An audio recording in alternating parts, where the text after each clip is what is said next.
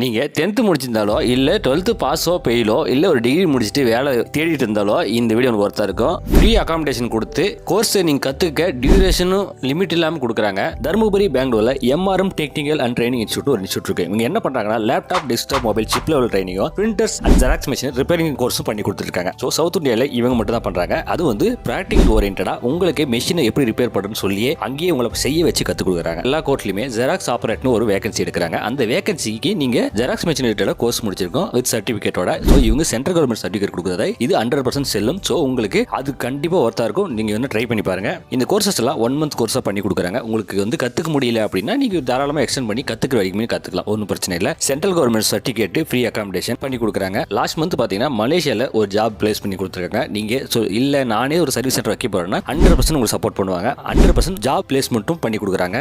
இவங்க 5 லாங்குவேஜ்லயும் கிளாஸ் எடுப்பாங்க. So language பிரச்சனையே கிடையாது. உங்களுக்கு